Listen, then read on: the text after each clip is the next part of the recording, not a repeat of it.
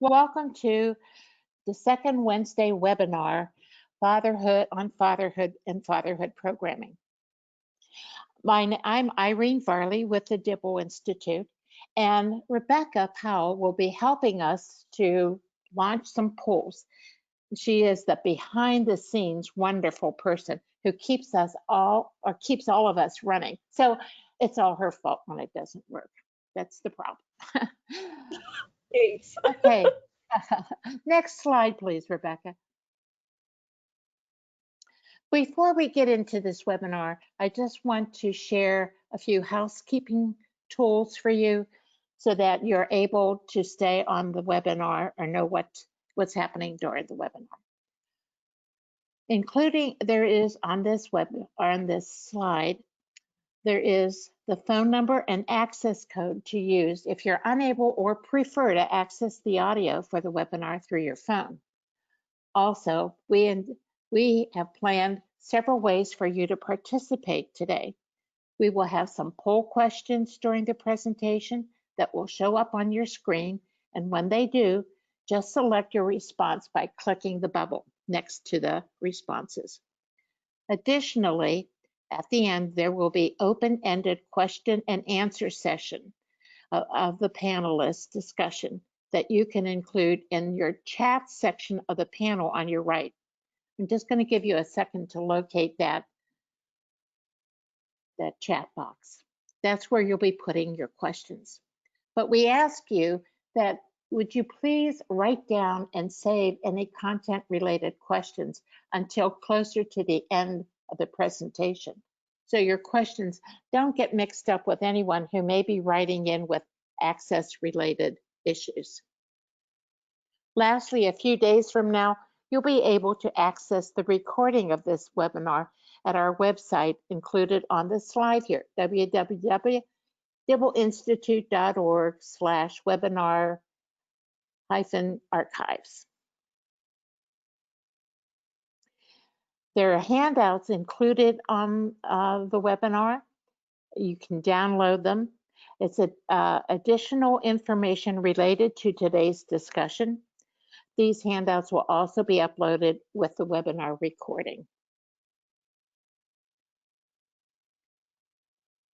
I'll be handing this over in just a moment, but before I do, I'd like to present some background information on the Dibble Institute because I see there are quite a few people who are here for the first time, and I want to give you a warm welcome to our webinars. I'm often asked, is there really a Dibble? Why that name? Well, yes, Virginia, there is a Charlie Dibble. He is our founder, and this picture is of Charlie and his wife, Helen. Now, Charlie was an engineer by trade, and as such, he sought solutions to issues. About 30 years ago, he saw how young people's relationships and those of their parents were affecting the outcomes of young people, and not all in a positive way.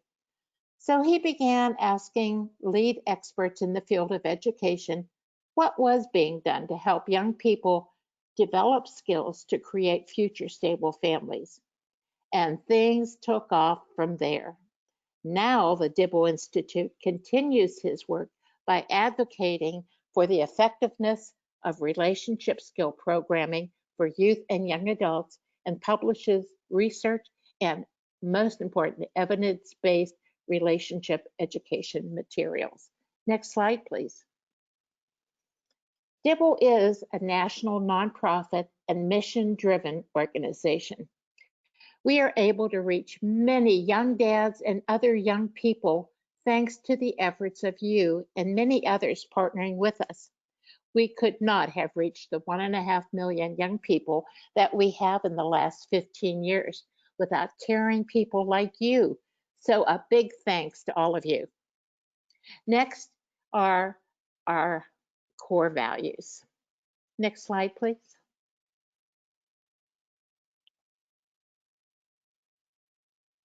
First, we believe in research, much like Charlie believed in. We rely on current research to keep our materials up to date and relevant. And the next slide shows a picture of a healthy family. We also believe in stable, safe, and healthy families of all different types.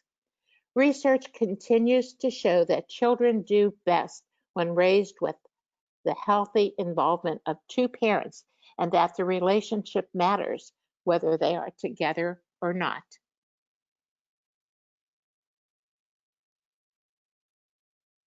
And finally, we also believe that all people deserve respect and that all relationships can be improved with relationship skills. So, now let's get to why you're really here. I want to introduce our panelists who has been so generous in their time in presenting this webinar. And I'd first like to introduce Kimberly Dent, who is currently the Executive Director of the Ohio Commission on Fatherhood, Ohio Department of Job and Family Services. She brings over 22 years of government experience to the fathers and families she serves in Ohio. And I have worked with Kim for at least 10 of those 22 years. The Ohio Commission on Fatherhood provides funding to responsible fatherhood programs throughout the state and makes policy recommendations. During her time with the government, Ms. Dent has served on various capacities in the local and state child support program, such as a child support caseworker at the local level, program consultant, a business analyst, and a human services program administrator in county services. Policy, as well as outreach, education, and grants management units at the state and child support agencies are where she has done a lot of this work. Ms. Dent holds a bachelor's degree in political science from the University of Pittsburgh and a master's degree in public policy and administration from Ohio University. And she is, can you believe, is still working on her PhD in public policy and administration, specializing in law. The second presenter is Avis Files. Avis Denise Files graduated from the University of Toledo in Ohio with a BA in social services. While at the university, Avis was an active member of the Black Student Union, along with the social service department, helping with community events. Mrs. Files began her human service career working in the areas of criminal justice, homelessness, substance abuse services, and domestic violence. Avis has overseen several grant projects, which include Housing and Urban Development, Community Development Block Grants, Violence Against Women Act, to name just a few. All of this experience adds up to over 25 years of service, including 15 of responsible fatherhood programming.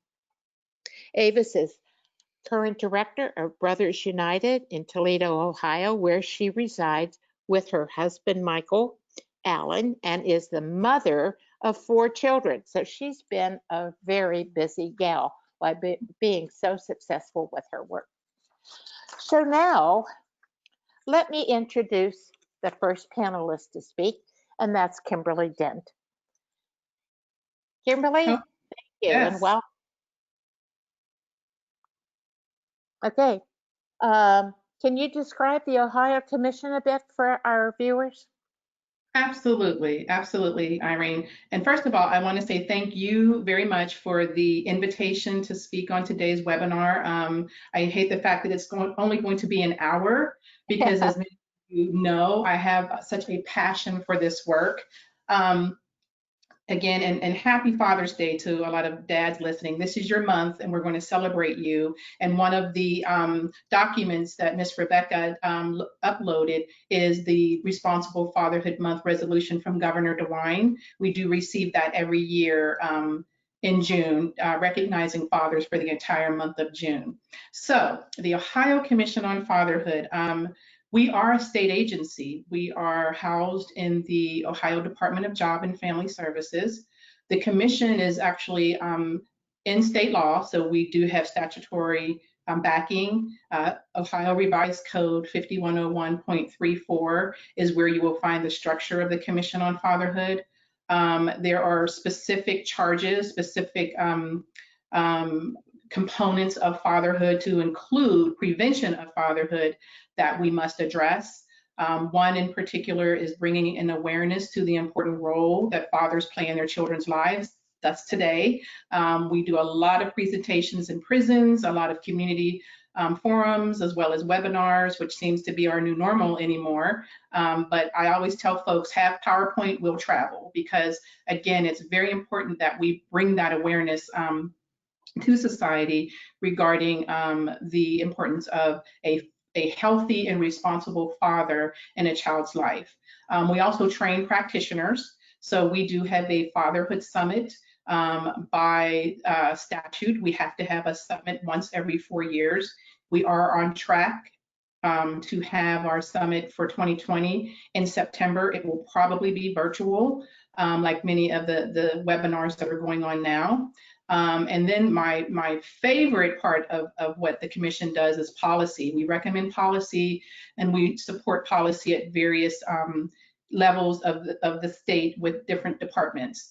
And then finally, we fund programs. That's where the majority of the Commission on Fatherhood's TANF funding goes to, which is to nonprofits and faith-based organizations in Ohio to serve low-income fathers in specific categories like parenting through fatherhood curricula, co-parenting, which is again very important. You have to have that component of working with mom, you know, in ensuring that we are sort of wrapping around the entire family, you know, whether dad is with her or not.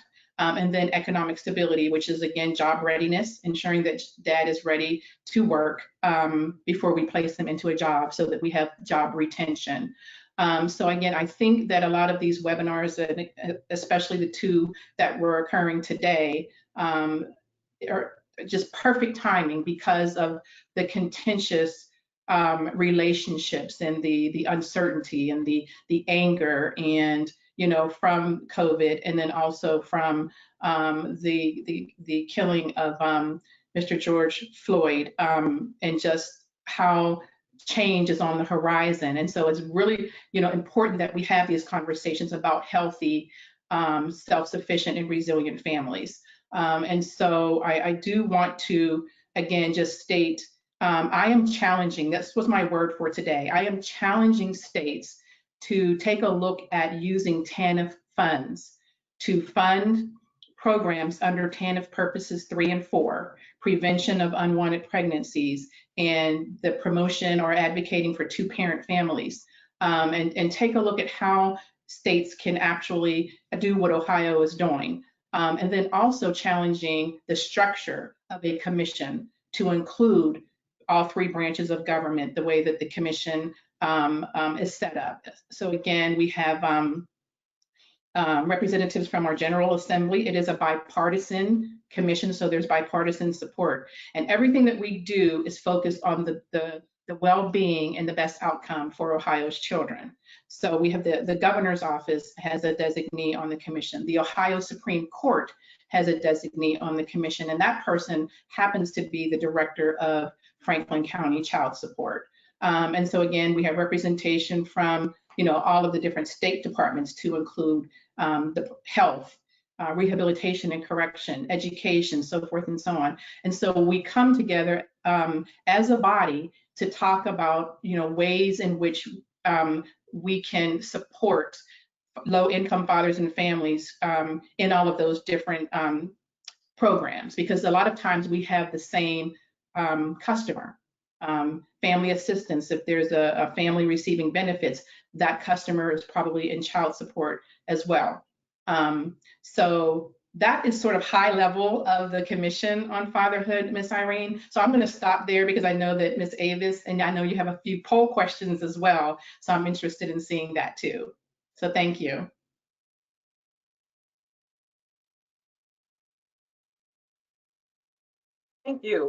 Thank you, Kim, and shout out to Kim Dent, who has done so much work, and I appreciate her because she has laid such a strong foundation for women like me who can come stand after her. So, and thank you to the commission for all the work that they do. I bring everybody greetings from the city of Toledo, OHIO, Ohio in the house, right? Bring you greetings from Ohio and from Toledo, Ohio, from the Pathway Incorporated Brothers United program. Pathway Incorporated Brothers United program believes that children are important. Every day we support and advocate for fathers because when children have involved fathers, the whole community thrives. That's our 1-minute message. That's what we believe and that's what we do. Pathway Incorporated we are Office of Family Assistance, Administration for Children and Families grantee for $1.6 million a year for the last 5 years. So for about 4.5 years, and you guys will have to pardon me. I will definitely be code switching. If I say a word you don't understand, put in the chat box. My staff is on, they'll help you out, right? But we have been just kind of in the community working in the 10 worst neighborhoods, looking for young fathers who are in particularly age 20 to 24, who have issues of not in school, substance abuse issues, mental health issues, and again, in the 10 worst neighborhoods by crime. Okay. And so shout out to the BU team who's on the call. I could not do this work without them. And so in light of what is happening to us right now, COVID-19, and as Kim said, the murder of George Floyd and the civil unrest, this unrest that's happening in our community, BU has already been in the grind, right? 5 years ago, we were in the streets in our worst neighborhoods, talking to young fathers, making an impact, and we completed an RCT. Shout out again to the BU team. That's that magic right there, right? But we completed a randomized control trial, and it was pure, right? So we had people that did not get any of the services, right? No programming whatsoever. And then people who did get the program. And then we compared those. And then we also did a 1-year follow-up on them. We actually finished our 1-year follow-up in the COVID. So we went out in March the 16th. Our RCT was not finished until April. And so we went out doing that. So our program is multifaceted, multi-complicated, everything you can think of. I wrote it down. I put the kitchen sink in it, right? And so working with jobs and transportation and food and incentives, we are very highly like I said, multifaceted and complicated at the same dang time, right? And so we are excited to be here. Thank you, Irene. Love Notes is one of the curricula that we use with our young fathers. We really love Notes. It's practical. I think it helps some of the staff with their life. I ain't telling y'all business though, but thank you for having us. Oh, thank you both, Kim and Avis.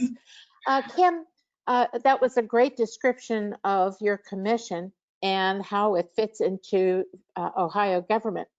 The announcement of the federal Responsible Fatherhood Grant just came out.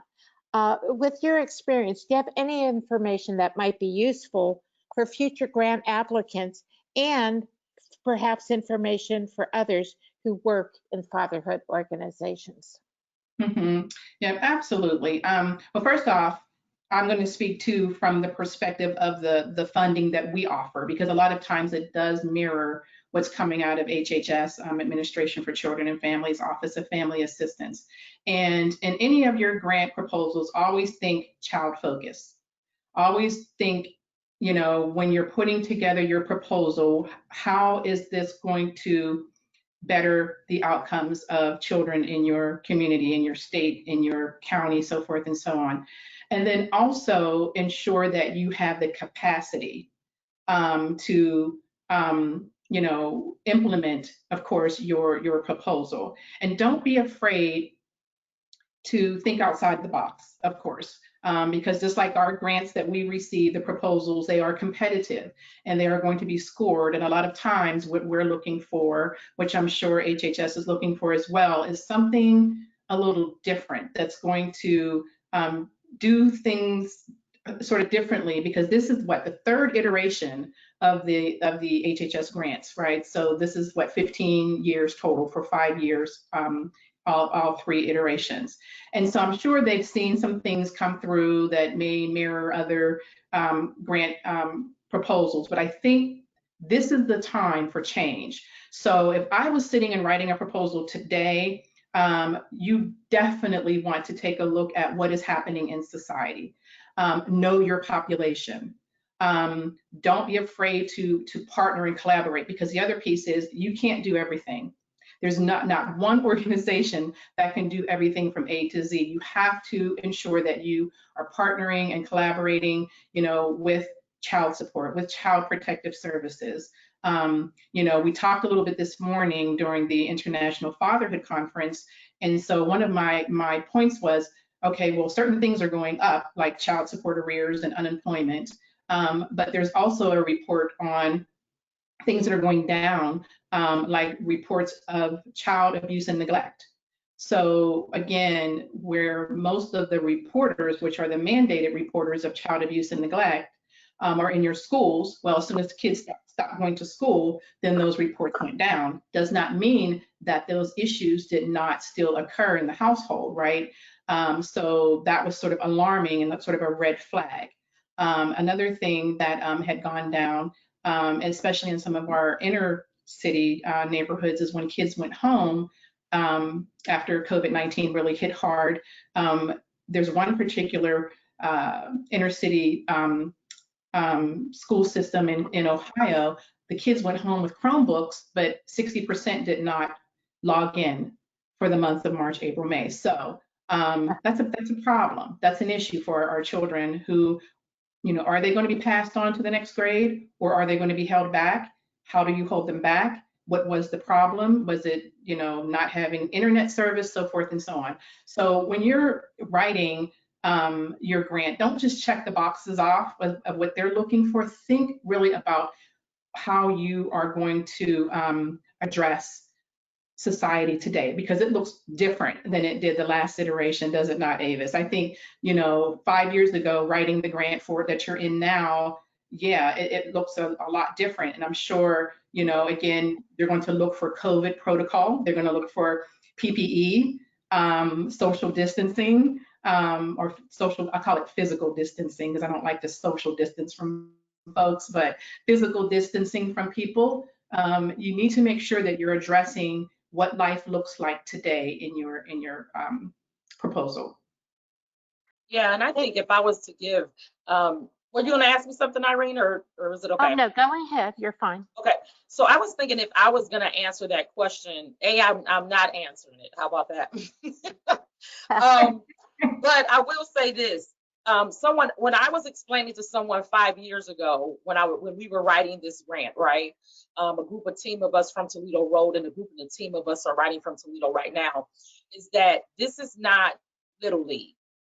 Okay, so my son played Little League football, right? And there was a difference when my son was on the Little League team and he got hit, to where when he became a quarterback at the high school level, what happened with him, right? So when he was little, I could run out there and say, mommy, give you a hug, but he didn't want that when, he was a senior in high school, he's kind of cute too. So I'm saying, as we grow along, if you're not ready, don't play ball. Get under somebody, learn, grow, because this is very serious and the work gets very complicated. And the only thing I like to leave with people is that the fatherhood field and fatherhood work is not a 9 to 5. So if you come into work and you're trying to punch in at 9 o'clock, and especially if you're going to direct, then just don't do it, because this consumes your time. It becomes part of who you are. And it is part of who I am. I'm just lucky enough to have my husband working with me, in the field and in the field of fatherhood and facilitating and working with the staff to recruit and things like that. But it's a big jump. So if you're not ready to jump in, stay in the shallow. This is the deep water. I know that didn't sound positive, but I'm sorry. I'm kind of well. Yeah, it is.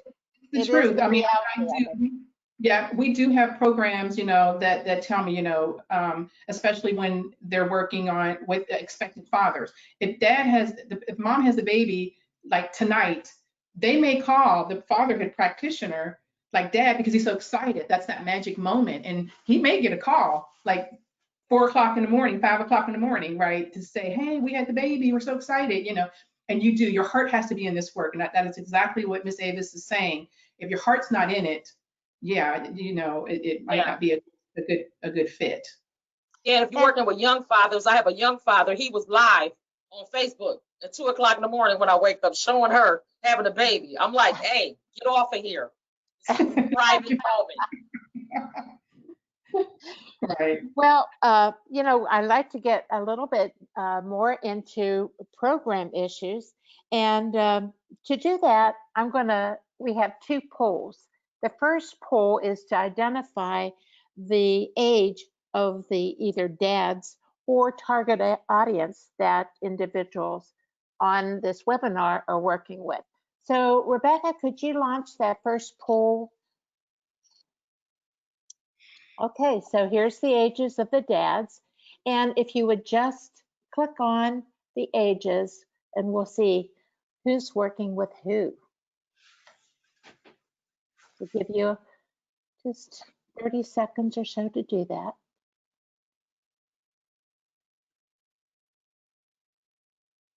Okay, Rebecca, do you have results from the poll? Okay, well, look at that.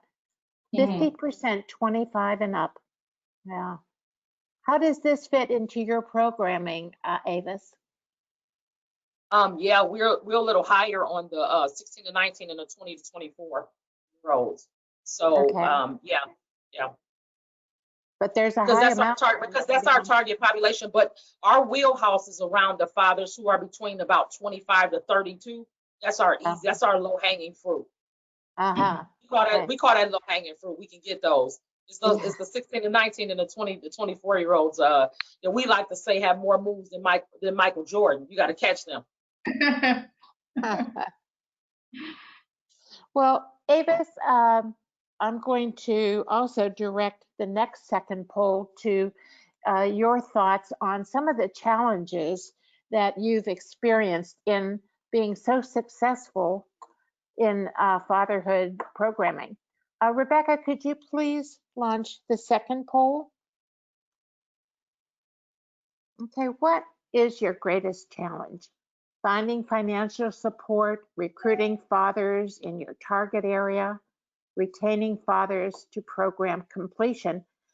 And if you want to add in your chat box, anything other than this, but let's go start with these three challenges.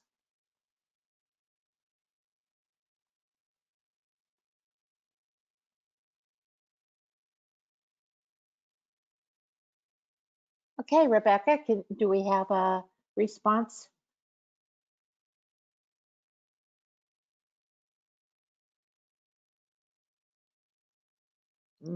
Okay, so seems like recruitment and retaining is the biggest challenge. And I hear that in programs all over the country. Can you speak to that, Avis, please? Yeah, I think recruiting is special in fatherhood programs, right? And part of that is because we're working with men. So we can just be honest about this. Men don't tend to, first of all, let me go back because I want to say something about what has happened to men, right? So social services and programming are very female oriented, right? You go to get help anywhere. It's mostly for women. It's designed for women. It's structured for women. You see my pictures, right? All for women, right? Except I painted these, so I wanted my background to be so y'all can see this, right? And so it's very hard for men to ask for help, right? And then it's difficult for them to believe that there is help because they've been let down so many times before. So recruitment will always be an issue, right? Because you have to actually do it in a very strategic way. And we are very strategic about recruitment. We have probably tried everything, right? So we are in bathrooms of the strip clubs putting flyers, right? We are at the liquor stores. We are outside. We anywhere that we know men congregate and that's where we are. When we weren't in COVID, we were at all of the events. If there's a sporting events where they're little league, big league, whatever they have, and we're there, right? And so recruitment, and you cannot recruit 9 to 5. It just doesn't work. You have to use everything. So it's not a either or. People are always trying to find the secret sauce, right? And I think we have the secret sauce. It's called grinding. It's called you do this, you try all multiple methods and multiple ways at recruiting people. Who you and sometimes people are recruiting only the man. You got to talk to mothers. You got to talk to grandmothers. You got to talk to pastors. You got to talk to everybody. And because what you're doing is looking for that father who needs the help. And a lot of times we may get a young man where his grandmother has told him about the program. Most of our participants come to us through word of mouth. We have built our brand. If you want to see our brand, go to BU Nation. You do have to, you have to have permission to get in. We'll let you in. But if you go to BU Nation, you will see our brand. We have actually built a brand around Brothers United. We started from the ground. Toledo is known as the mud city, right? And so I like to say we started out the mud to try to build this reputation. But you have to have your participants. You have to build your program to word of mouth.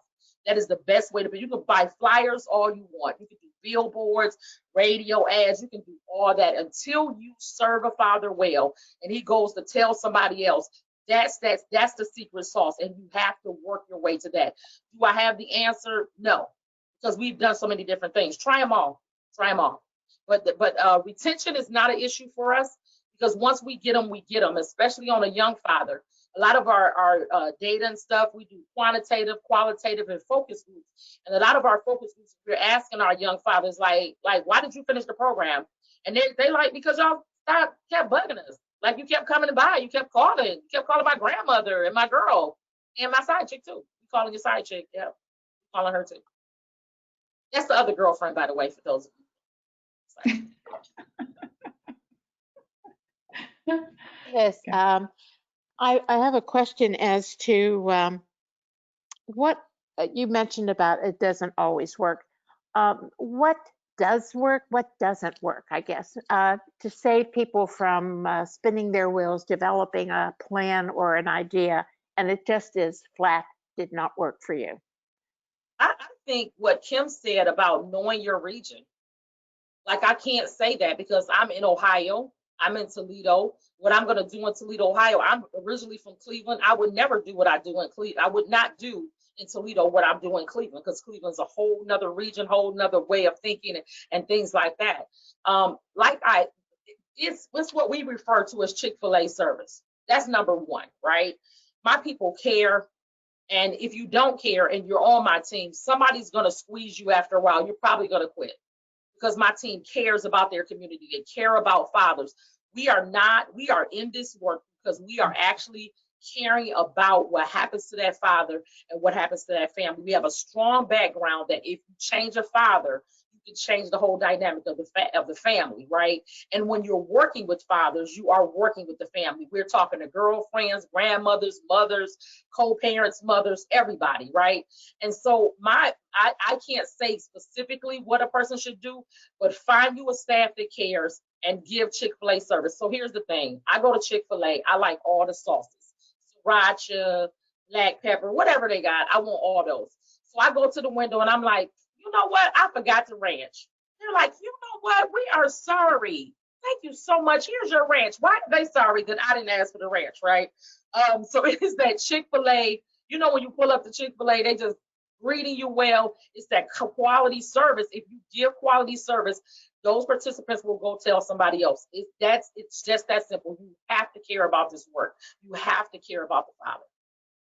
Right. And if I could add, I'm guessing that the relationship building from the first meeting on of the facilitators and the participants is so important. It takes a while to get there. Mm-hmm. Actually, that's interesting that you mentioned that, Irene, and I have to share this because we hold a 3-hour orientation. My entire staff is in orientation. The 1-minute message that you heard is what we repeat to the men.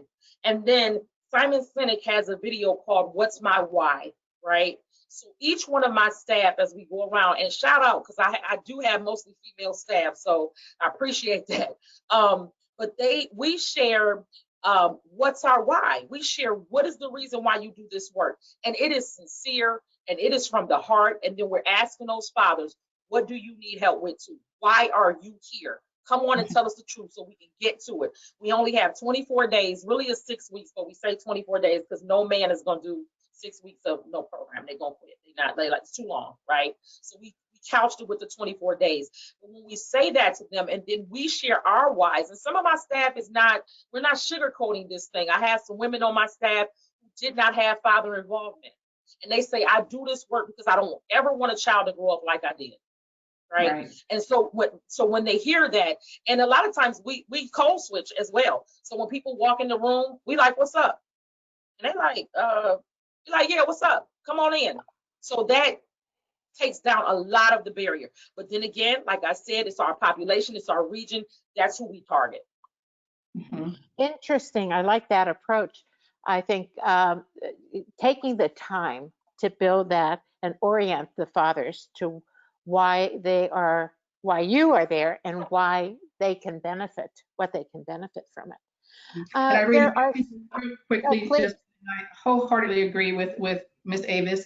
And you also have to ensure that you're not providing cookie cutter, like a one size fits all type of program. Each one of those fathers that are in the orientation or in the first cohort, they're coming with different situations and different issues, right, in their lives. So you have to ensure case management is huge. And I know that that's a big focus for this iteration of the Healthy Marriage, Responsible Fatherhood grant. So ensure that you're ready to give them quick fixes as well. Ensure that you're ready to give them something right off the bat. So when you're doing your case management, and if the issue is, well, I've been trying to get in touch with child support because I would like to have a review and adjustment on my case, but I really don't want to call them because I'm afraid there might be a warrant for my arrest, so forth and so on. So Avis's program and other fatherhood programs can kind of be that link, sort of that vessel to reach out. And that's why it's important, again, in your proposal that you do have those connections, those close connections with those types of systems in your community, so that we can get him a quick, here's the application. You don't even have to go into the agency. Just fill this out, ask for the review and adjustment, and then we're ready to go with, moving forward with your child support case. So I just wanted to make sure we added the case management piece and the quick fix for them as well. Oh, great information. Thank you, Kim. That leads me to another question about your participants, the dads that you work with. And there's been an awful lot of conversations and programming attached to ACEs and trauma. ACEs as, help me here.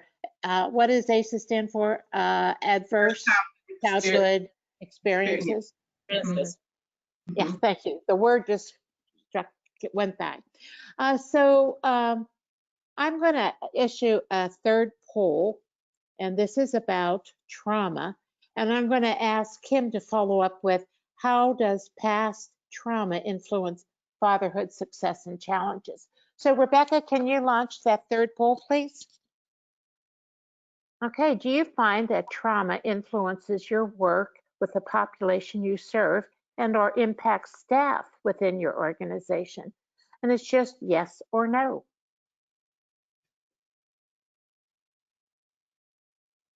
Okay, so what do we have? Oh, see, that ACEs is so big today that we, as serving youth, we are aware of it. So Kim, again, can you tell us a bit about the influence? Wow, absolutely. Trauma definitely affects any type of programming. From, like you said, ACEs, PTSD, you can have like complex trauma. And then there's also developmental trauma. And we've been really taking a look at that, especially in the prevention of infant mortality and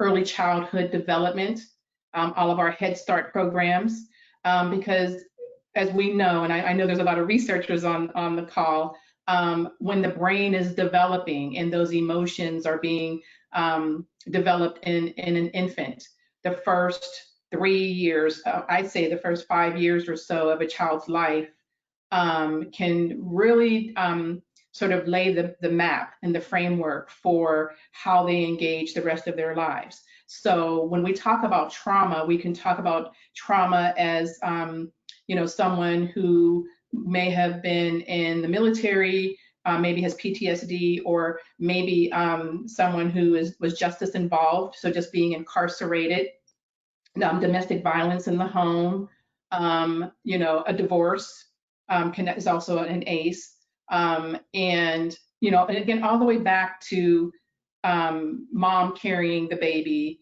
in her tummy. And so when we're working with men in fatherhood, you absolutely have to be cognizant and mindful of the type of traumas they're bringing. And that's why it is important to ensure that you are doing this one-on-one case management with them, because they may not be willing and ready to share in a cohort class some of the things that they've experienced. Now, I do know there have been classes where, men, they break down and they cry. They cry because of all of the stuff that they've been carrying their whole entire lives. And so sometimes you will find that in the classroom, you will have these types of conversations, but it's still good to do this one-on-one and really determine the trauma that the person is bringing. Because for me, I don't think programming can be as effective if you're trying to put a Band-Aid over the trauma. You have to address the trauma. You have to address some of the things that are binding up the person inside before you can really give comprehensive, effective programming. And then you also have to be mindful of, and I was thinking about this when Ms. Avis was talking about her staff. I've met her staff, and she's absolutely correct. They are amazing. But staff are having trauma as well. I'm part of the Ohio Department of Rehabilitation and Correction, their Family Engagement Council, and we had a call yesterday. And so a lot of the conversation was about this anxiety with COVID-19 in our state prisons. Absolutely. It's really difficult to social distance in our state prisons. And so they're trying to work through and work around and try to make the prisons as safe as possible. But we can't forget about the staff, because the staff are now starting to experience anxiety and trauma and fear of their jobs. And do I go to work? And I have someone at home that has an underlying condition, but I'm on the front lines. And so we have to be mindful too of the self-care when you're in this work, that you address your trauma and your fear and your anxiety as well. Yeah, good point. I agree with that. I think that if we didn't have anxiety and fear, COVID-19 and then the murder of George Floyd has given us some extra anxiety, right? And so I find the opposite though with our younger fathers, that they are so willing to tell you so much, like quickly, right? And they are willing to come into an environment in group. We'll start group and we'll have the orientation. We'll have the first day of group. By the third day of group, they are telling everybody everything, right? Sometimes in a way that you're like, whoa, right? And I agree that case manager coming alongside, being able to locate services and supportive services around that person is so crucial. But one of the things that the men consistently say to us is that we're Brothers United, right? And we are a fatherhood program, and they refer to it as the brotherhood, right? So just those cohorts, because sometimes we may have a younger father in there with an older father, and that older father is sharing, hey, I made some mistakes when I was young. I spent my time in jail. Don't you do that. I see you headed the wrong way. Those kind of things, but you definitely have to address it. And I would be remiss not to mention the area of domestic violence. We address domestic violence in our program as well, because I think that it is important and crucial that fatherhood programs address domestic violence. A lot of issues that the fathers are having and a lot of trauma is because what they've seen as children, domestic violence, and then they are repeating those same behaviors. So it is important to address trauma, to be able to look at it, and the vicarious trauma that happens with staff. We have lost a person every year. It's very crucial. We in a small city. Not only are we losing people to crime, but we're losing people. We've had somebody murder somebody, so we lost him, and we lost the guy who was in the program that was murdered, right? So you have all of that going on. And we lost a young man to prison, right? He's 19. 15 years in prison, lost. Hopefully not, Kim. We're gonna work together on him. Yeah, we're gonna work together. We're gonna try to make sure we keep him connected, though. Mhm. And that's the point where you have to know your population. Again, you have to know who you're working with. And it doesn't surprise me that the young fathers want to tell it all, because it does surprise me how the younger population tells everything on social media. But again, that's what they do. They share everything on social media. Whereas I think fathers who are a little older might be just a little less willing to do that. So again, what Avis is saying, know your population and what works for them. Yeah. And build that relationship, again, staff to participants. So important. Well, we've come to a time where we are going to put it out to our audience. If there isn't anything that you need to add that wasn't said, both Kimberly and Avis, and then we'll turn it over to our audience. One more quick thing. In short, and I know that Avis touched on this, and it was very important that you all don't lose it.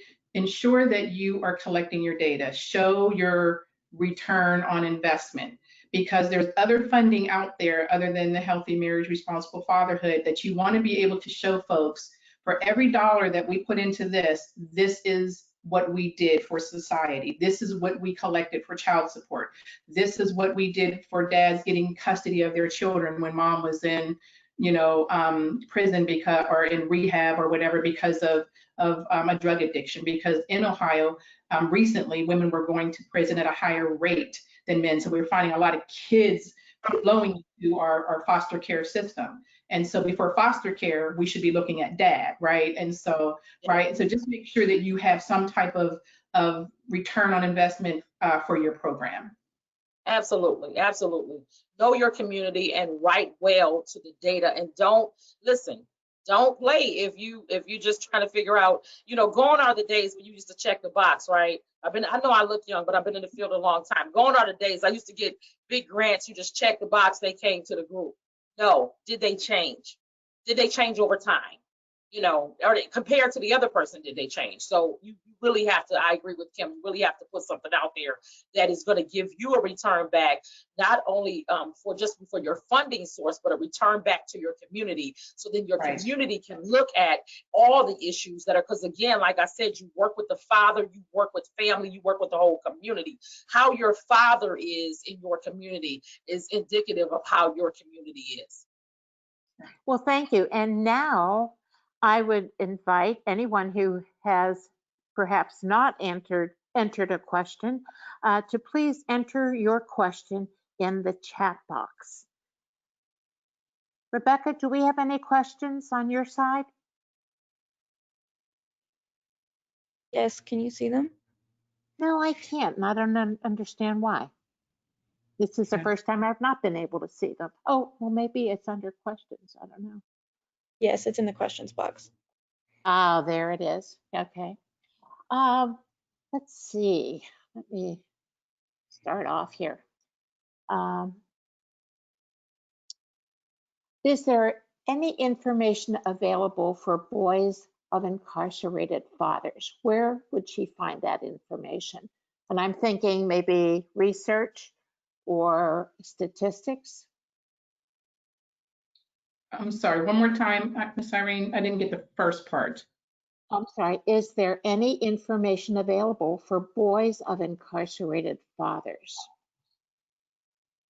I do know that Ron Terragina works with the Ridge Project out of Ohio, out of McClure, Ohio, and they may have some of that research. Otherwise, I don't know from the fatherhood perspective. So he is very deep and has been in the field for a long time, working with incarcerated fathers and working with their children. So you may want to Google the Ridge Project. I'm sure they would be able to point you in the right direction. Yes, that's right. That's a very big and successful project. Out of Ohio even. Another one, and this is from Avis Kevin from Detroit. She says, I'm looking to put a comprehensive mental wellness platform in the correctional facilities here. And I wonder if you or Kim have any metrics that would bolster our presentation. This is very helpful, and this is why it's so helpful to have a commission that has a lot of state folks from the different departments. And so we did talk a little bit about mental health with our justice involved or our returning citizens or our incarcerated adults. That's the verbiage we're using now. We're not calling folks inmates or offenders, we're calling them incarcerated adults and our returning citizens. And so as part of Recovery Ohio, which is another governor's initiative to address the opioid and drug epidemic in Ohio, part of the conversation is about the mental health and the drug addiction of our incarcerated adults. Because with Recovery Ohio, what we're trying to do is ensure that there are a lot of peer support programs so that when folks are returning from rehab or returning from incarceration, that they are as healthy as possible and so that they don't recidivize, right, and end up back in incarceration. So what I can do, if I can get the person to connect with me, I can connect with our ODRC folks at the state level regarding some of the metrics and things that they're doing regarding mental health in our prisons, especially with COVID. So we have a lot of data that the state is collecting from our mental health. So from mental health and addiction, we call them OMOS, ODRC, Ohio Department of Rehabilitation and Correction. And the good thing about it is they share a lot of this on their, they have sort of a database on their website. So it's really accessible to anyone. So it is outward facing. So if you give me your information, I will certainly circle back with them and find out about any metrics that they're using. Oh, thanks, and for me, I do not, because when you're working with young fathers, and again, we work with 72% African Americans. So when we start to talk about mental health, we don't really do that. Okay, so we're taught to keep everything in, so it's a little bit different. So it's very hard to find that data. It is very much needed, though, for sure. Very much needed. You really have to be creative in how you present that. And there was a clarification of BU Nation. That's Brothers United in Toledo. Brothers United, right. Our program is called Brothers United. And then the word, the letter is BU Nation, right. And here's a question when we were talking about data. Where are the best ways to collect that data? What tools are being used to collect this information? Well, we are using at the Commission on Fatherhood with our grantees, it's a social service solutions, ETO, efforts to outcomes. I know they have another data collection tool, Apricot. I know that some folks do like Apricot, but ETO, efforts to outcomes, works well for us because it is, again, the efforts of case management in the classes, and it collects informational data on each father. It is de-identified, so by the time we get the information at the state level, we don't have names tied to it, but it really helps us to really figure out what population we're serving, what types of strategies or dosage of fatherhood services they're receiving. Did they improve in a job that they may have? What type of dad are they? Are they expectant father, a new father? And then there's also exit surveys, because we do want to know when dad is exiting the program. So there's a lot of information that can be collected in ETO, again, efforts to outcomes. And then I would also say, take a look at Apricot, because I heard some folks like it. It was not for us. So, but again, Social Solutions is the folks that actually put the programs together. I agree. Okay. There is one here that I know you can answer very quickly, Avis. Do you work in schools? Yeah, in the schools too, because sometimes we can find a dad. Usually he's not in school, but his co-parent is. But we are connected to the 3 underperforming schools in our city. When we did Healthy Marriage, we actually worked in the school. We actually taught curricula in the school, but with fatherhood, it's a little bit different. But we still do recruit in those 3 underperforming schools. Well, there are so many great questions here and easy to answer. So if we didn't get to your question today, we have them recorded, and we will be addressing those, both myself, Avis, and Kim will make sure you get the information you need. One was for being tips for being a young woman just starting out in this field. And so that one. Call me. Yeah. Get my information. So you don't make And, these mistakes. Call me. super. That was a question. That was a question this morning too, wasn't it, Avis? That was a question. It came up. Yeah, this is a big thing. This is up and coming. A lot of people are going to conferences asking, is there a place for women in fatherhood? And there is a place for women in fatherhood. We are good examples about where women belong in fatherhood. So please call me. I'm up early. I stay up late. Call me. So I'm walking you through this so you don't make those same mistakes. Don't do it. All right. Thank you. And Irene, can I just real quickly piggyback to the school part as well? Try and look at prevention work in school. You can use TANF Purpose 3 to work in schools to prevent teen pregnancy. So again, we're trying to get ahead and get upstream and try to prevent a lot of what we're dealing with today by working with youth and, again, using love notes. And the other Dibble Institute I love is Relationship Smarts Plus. I have to give that a shout out as well, Miss Irene, from the Dibble Institute. So, but yeah, go into the schools and not just do like fatherhood, but do prevention of premature fatherhood or prevention of teen pregnancy. And the Federal Office of Child Support released a grant as well. It's due the end of this month. But the child support is also putting some skin in the game, for lack of a better word, to control future non-custodial and custodial parents by offering $1 million in funding to prevent teen pregnancies. Amazing, right? So yeah. Again, the importance of all that connections within your state environment. Absolutely.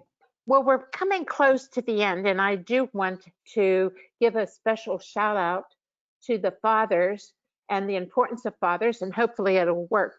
So before I give that, I'd like to thank you for joining us today. There's a brief survey at the end of this, and also to help us provide relevant webinars for you in the future. This webinar is available in about 3 days, and it, as I said earlier, it is being recorded. We have contact information below to myself or Rebecca. And there is also, for any of you who are writing a responsible fatherhood grant, there is a toolkit that helps you put the pieces together. We have been really thanked for having that toolkit. And the link is here on this particular slide. Again, you can view it if you miss it, but I'm going to just give a minute for you to write that down in case you miss it. And this is all on our website. Visit our website for sure. Okay, Rebecca, this is a special tribute of why we do fatherhood programming. Hopefully, we've had a little difficulty with it, but we're hoping the sound will work this afternoon.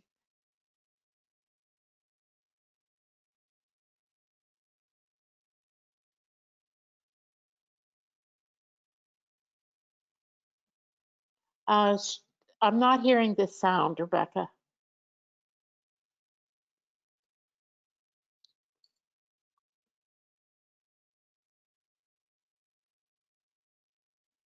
Or gather your thoughts.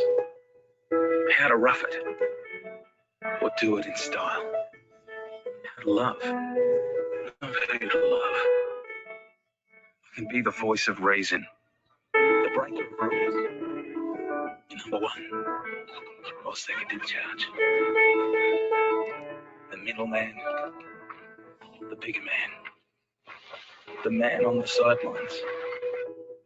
One few words.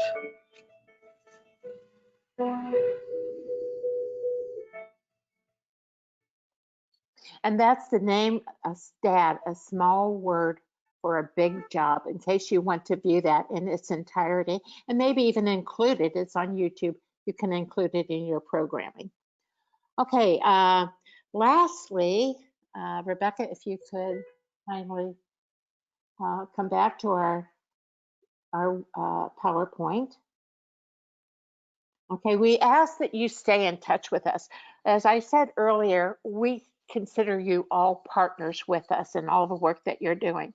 You can do that through our website, subscribe to our newsletter, text DIBBLE to 22828, like us on Facebook, follow us on LinkedIn, or you need to call us 800-695-7975.